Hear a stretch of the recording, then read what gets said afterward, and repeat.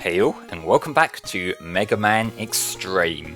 As you can see from that little icon in the bottom right, in this part we are going to the Sigma stages, and here right off the bat we got the incredibly recognisable opening section from the first Sigma stage of Mega Man X. It will change up quite a lot over the course of the stages. Well, I say quite a lot, I mean it does a fair bit of this sort of stuff, and then it brings in some stuff from Mega Man X2 as well. It carries on like the whole mashup thing they had going on throughout the Maverick stages. But the format of this game, why we're going to the Sigma stages already, despite the fact that we haven't actually fought all the Mavericks yet, this game changes things up a little bit arbitrarily, but it's kind of doing its own thing at the same time. What's happening here is what we're playing right now is this game's normal difficulty, just the default difficulty that starts up when you first play through the game.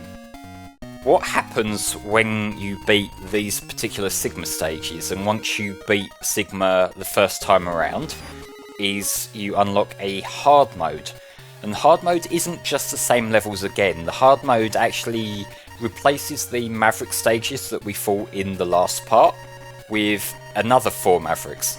So it's a little bit repetitious in the sense that you have to redo the intro stage, that you then kind of redo a lot of these Sigma stages, but you get different Mavericks on the hard mode playthrough, so I will be showing off a hard mode playthrough.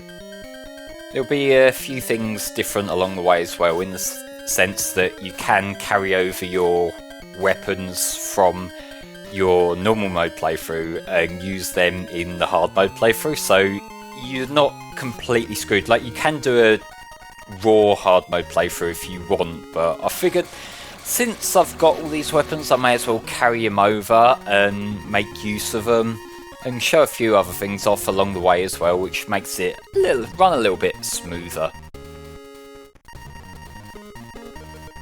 But that's essentially the structure of what's happening here. I know it's a little bit confusing, and I am talking over these two guys here, just talking evil robot talk as they're doing. Like, these two characters, they really aren't that interesting, all things considered, and that boss that we just fought with Zane was just like a harder version of the boss that we fought against him in FlameHisWorld stage.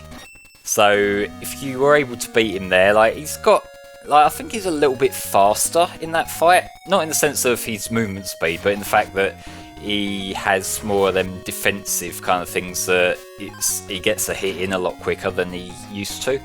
But other than that, he's essentially the same fight again, so if you, like I say, if you beat him easily last time, which of course you did, you'll beat him easy here as well. This particular section would be a lot easier if I had, what's his face, Sting Chameleon's weapon from Mega Man X. Unfortunately, he doesn't show up in this game, so we're going to have to do this the more slow and careful way. And that is one thing that I don't really use Sting Chameleon's weapon as a weapon that much in Mega Man X. But during these hallways where there's enemies everywhere, it is really useful to have in that game, because you can just sort of, like, you get invincibility for a period of time. So all these different mets and metals, whatever you want to call them, on the floor, the guys crawling up the walls and that, they're a lot easier to work with. It's the guys crawling up the wall that are usually the more finicky ones to deal with, because, you know, like, the wall dash in itself, it's not the smoothest thing, especially in this game. Especially if you're not using the dash map to the right button workaround that I am. If you're playing this on actual hardware, then I can imagine that wall jump section being really fucking annoying to deal with if you're trying not to get hit too much. All I can really say in that respect is, thank fucking Christ for save states, they really helped me out here. But this is Boss Spider, or Boss Spider, whatever you want to call him. Returning from Mega Man X, same weakness or same strategy as Mega Man X, just use the shotgun ice to shoot him when he's at the base level. it is just the same pattern again, and this is one of the bosses that really isn't affected that much by the lower resolution, so as long as you can read where he's coming, then you'll stand a decent enough chance of dodging him and getting a shot in. If you're not using the shotgun ice, then I'm pretty sure that just having a charge buster will do the job nicely as well, but the shotgun ice is really quick to shoot forward, so you don't have to worry about charging it, and you also don't have to worry about like multitasking that with the little spider enemies that he likes to drop from time to time. So, what these stages are actually known as, I feel like I should clarify this given I have just been referring to them as the Sigma stages, is these are referred to as the computer core stages, which, I mean, I'm not going to call them that, because they're the fucking Sigma stages. They are playing the role of the Sigma stage from the main game, but it is a little bit of theming given that, you know, it's set inside the computer, it plays out as though it's in a computer. That's like the game's narrative and they're working with it, but given they are like essentially blow-by-blow recreations of Sigma stages, they're the fucking Sigma stages. It's just one of the things that I'm being petty with this, but you know, that's essentially what I'm here for, to be a petty little bitch. And I will say, this particular lift gimmick, this is reused from X2. I remember this being in X2, but it is so fiddly to work with when you've got a much smaller screen resolution to work with, because it goes a lot faster than you might expect. And given you can sort of fuck yourself over if you get it in an angle where, like, it should be able to get through there. I want to lift it up a little bit, but for some reason, despite the fact that there was no way its hitbox could possibly have been touching anything logically, it wouldn't let it through, so I had to just go back down and redo it. And it's kind of annoying to work with, but it is worth going this particular route, because if I do that incredibly scary jump that in X2 you needed the flame stag weapon for, but here I just did it in one, you get this special upgrade.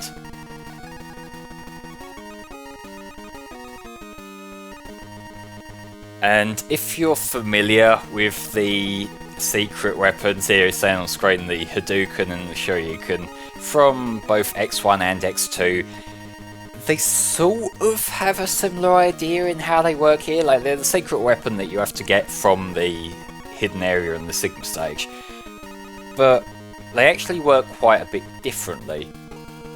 In the Super Nintendo games, they were basically OP weapons. Like, if you have these, they could one-shot pretty much anything in the game. Like the Hadouken in Mega Man X and the Shoryuken in Mega Man X2. But they had the drawback of you could only use them if X was at full health. That's not the case here. You can use them whenever, but they're nowhere near as powerful as they were. They're slightly more powerful than just using a typical charge shot, but they're not your instant win button that they were in the console games, so you kind of got that to work with. But what I will say is, someone who never really got on with the inputs for the Super Nintendo ones, I've never been good with fighting game inputs at all. It's a lot simpler here because it's just release the charge shot with the directional button held down if you want the Hadouken, or up if you want the Shoryuken, so it's so much easier to pull off than it is in the console one. Like, for me, as much as a fucking scrub as I am, I really appreciate that. Like, I feel like it's not just the fact that they're fighting game inputs that makes them awkward in the original. It was also the fact that Super Nintendo controller not quite as smooth as modern controllers, and then when you're emulating as well, you get the odd little finicky quirks. But I am reaching peak scrub quotes tier stuff here, so I'll stop and talk about this boss, Surges.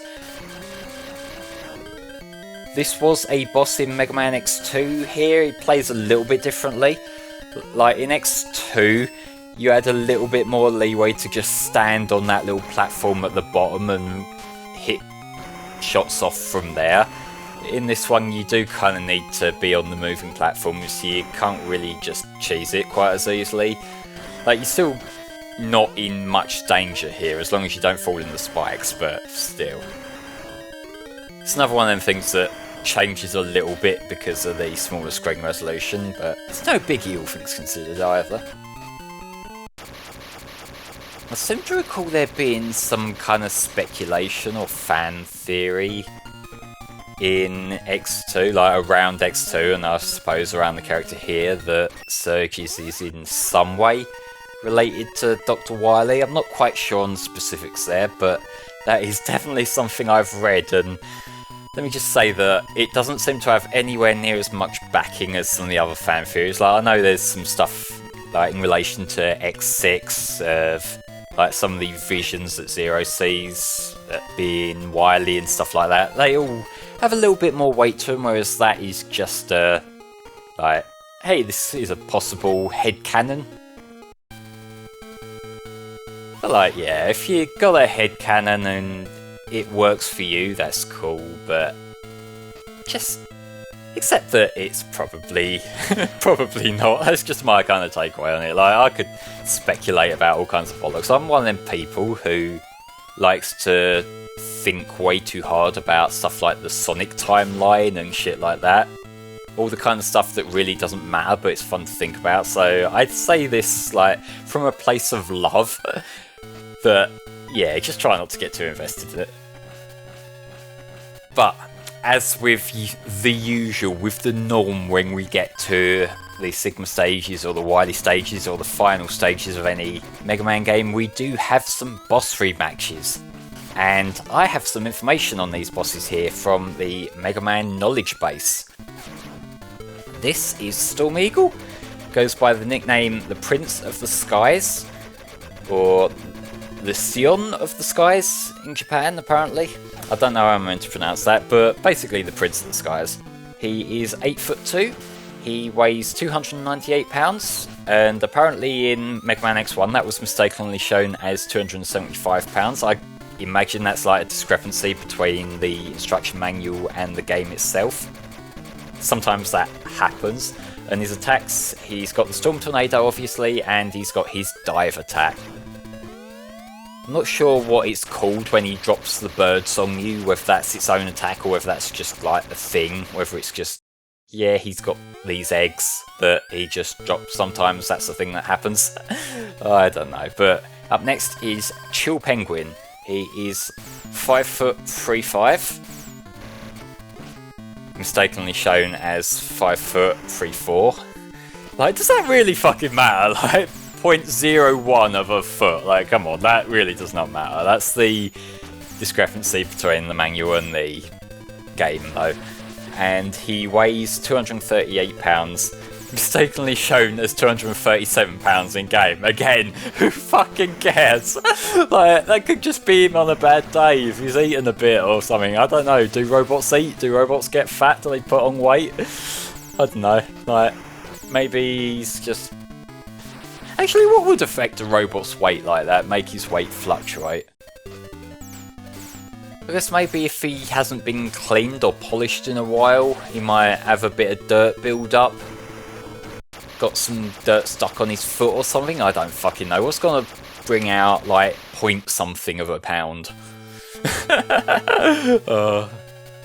Up next is Spark Mandrill. He is 10 foot tall. And he weighs 648 pounds, mistakenly shown as 646 pounds in game. But yeah, that is... I'm just reading this on the fucking knowledge base now, and I didn't realise that there was such to the number details. It's not something that I would really think about. I guess it makes sense given they're robots and you're gonna have the specs posted somewhere. You're gonna, like, if they've been intricately created, which they have, you know, if they're mavericks or advanced beings, they're going to have all their information out there about them. Doesn't change the fact that Spark Mandrill is still embarrassingly weak to ice. But last up is Flame Stag. Flame Stag, it looks like all his measurements here are correct because he's from X2 rather than X1. He is 7'11", and he weighs 476 pounds. This game, they give him power and speed stats as well. He's 3600 RP power and 7000 RP speed. Not sure what measurement that is, but it should be obvious to me, but it's not. But same again as before, he is weak to the Storm Tornado here. He was weak to the water weapon, Bubble Crab's weapon in X2, but Bubble Crab isn't here, so we make do with what we got. And thematically, it makes sense too. You know, like it used to be that you had the bubble putting out the flame. Here, it's just blowing out the flame. Either works. You can't put out the flame. Put out the flame 2014 didn't work. Put out the flame 2020 isn't going to work either. Just saying, guys. Just throwing that one out there. Oh.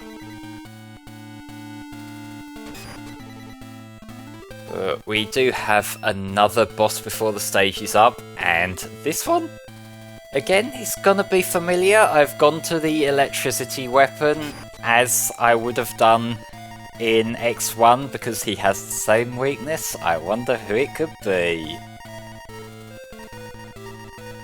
It's Sigma.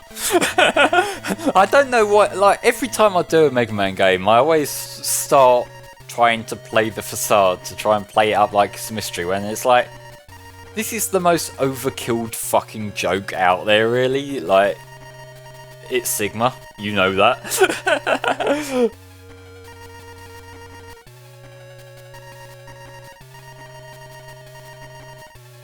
Some of the artwork in this game holds up really well, but I've got to say this particular profile shot, it's not a profile shot, this close-up shot of him, it shows that they haven't got that many tones of colour to work with. But this boss does work exactly the same as the X1 version. You just hide in the corner here. This is the most effective strategy. I know you can just get a bit more daring if you want, but just if you hide in this corner, then when you see him land on that side over on the right at that height, that's when you just drop down and get your shot in. You can start charging up your shots if you want, but I've always found in this version that it's much more effective to just do the one shot. You're less likely to misfire and run out of your weapon energy. The charged version of the electric weapon does basically just work the same as in the Super Nintendo game. It's like, it just does this one horizontal screen wipe. Doesn't cover the whole screen, but just both sides of where X is standing, it wipes it out. I suppose it can be useful if you're fighting Armored Armadillo, but this works just as well. This is my strategy, and I will not stop using the strategy that works. I'm a basic bitch when it comes to video game strategies, I will not lie.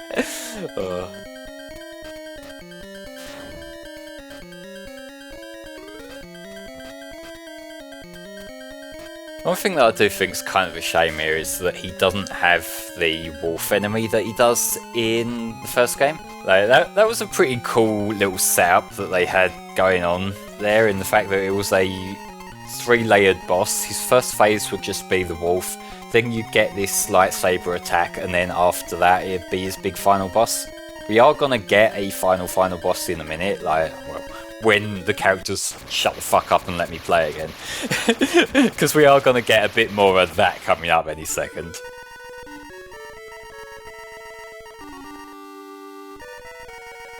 But here we have Techno. And Techno is essentially the slightly less morally sound recolor of MIDI.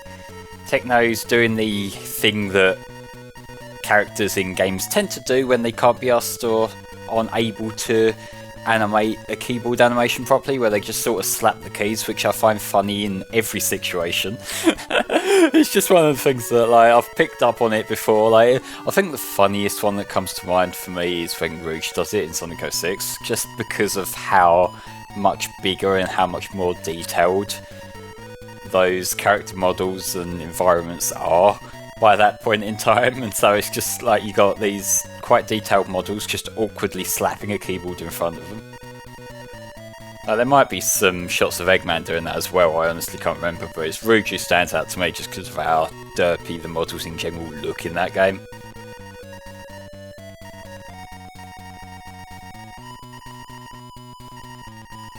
What's actually going on in terms of the story here, and I will say that I'm only partially paying attention to this, is that this MIDI seems to be hiding something, but then never mind, good luck. And it'll become apparent what's going on here. It's not really anything that will blow you away story-wise, but it's just a little twist they decided to write in. But before we get to the true final boss, that's obviously going to be against Sigma again, here is our actual confrontation with Techno, which is going to be handled entirely in cutscene here.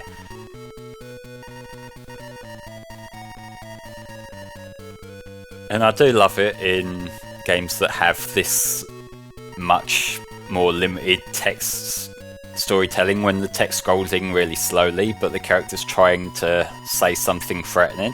Like, you had extra saying like, oh, crush the machine. This is what MIDI was sort of getting at, in that Techno here is his brother, which explains why they're just recolours of each other really, but you know.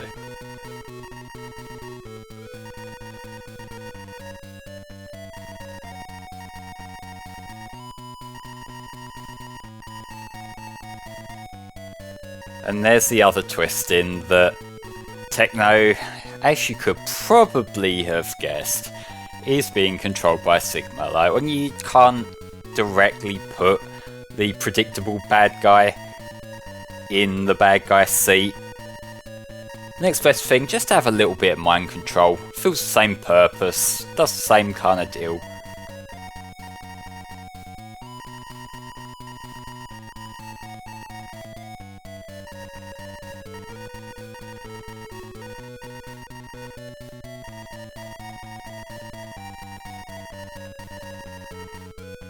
I'm trying to think, at this point in the series, I don't really think we'd seen Sigma doing much mind control before this, because like he had the whole like Maverick regime thing going on in X and X2, but that seemed more of a recruiting the other Reploids to go Maverick rather than directly controlling them. So this is breaking new ground a little bit. Like, I guess technically this came out after a few of the other games as well, but if we're placing this after X1 and X2, which I kinda do, that kinda makes sense, but there's our character loss. I skim over that because it doesn't actually mean that much when, despite us seeing the characters dying here, when you actually beat the game on normal and the credits have rolled, the next screen you see is MIDI. So like, they've got this, what's trying to be a touching moment here of like the brothers, because they're connected with one another. If one goes, the other goes. And that in a vacuum is quite a bittersweet, you know, like they're stopping the bad guys but they're sacrificing themselves. But then when you get a screen grab later of MIDI just going, now play hard difficulty, it kind of takes the oomph out of that. Now we've got a little bit more rambling from Sigma, but if you've played X1 you know what boss is coming up here. We didn't get the first phase with the wolf like I complained about, but we are still getting Sigma in his first Sona suit that we'll see in a minute.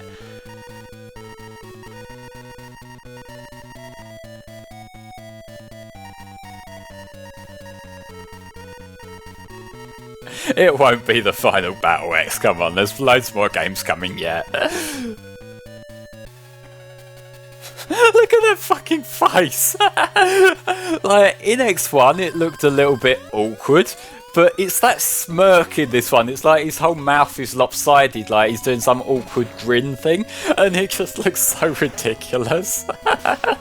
Oh.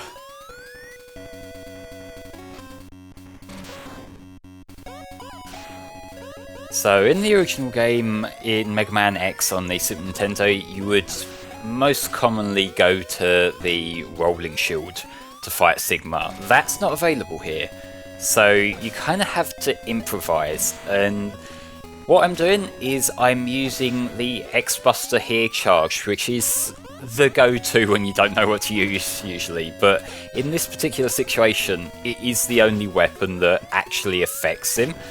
Anything else, it's not going to work, so it might feel like I'm just playing it safe for the picks, but there's method to my madness here.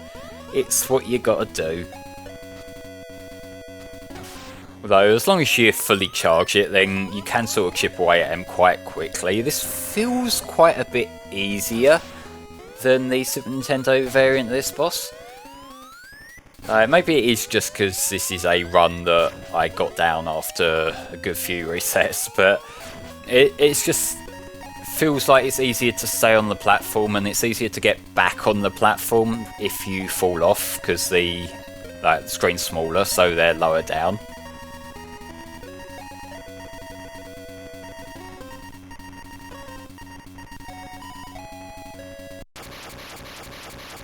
And the original boss, and this by extension, it is the kind of boss that it's scarier than it actually is.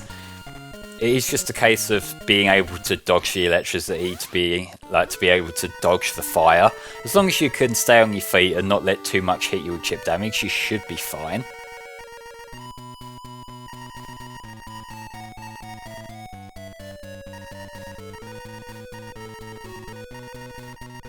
Gonna be honest with you, Midi, we kinda figured out you were done for already. It's kinda hard to make out what's your face and what's not on your sprite there too.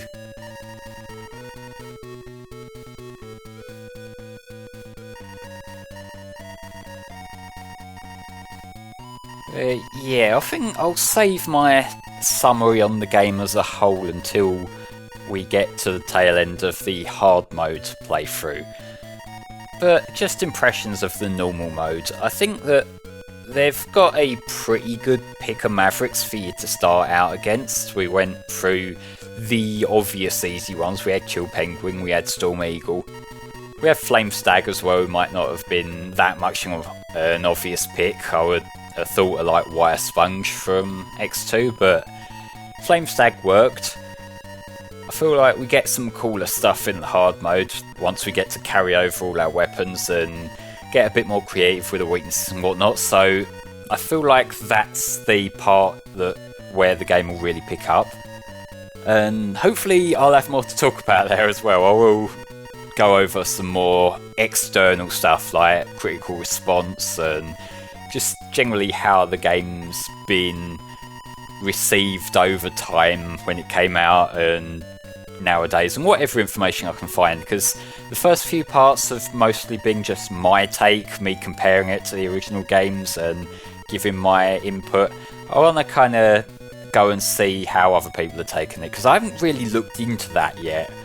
I just played it for myself and then jumped straight into, I want to talk about this, I want to talk about this new game that I've just played, which, you know, it works, but for the second half of the playthrough I feel like I'm gonna need to pick up the slack a little bit.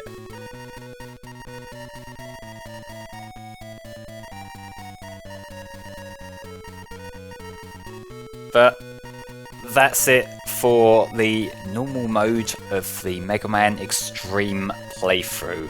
I'm just waiting for X to finish his little monologue here so I can sign off. Ladies and gentlemen, join me next time where I'll be starting the hard mode. So I'll see you then for the intro stage again, more Mavericks, and then the Sigma stages. See you then.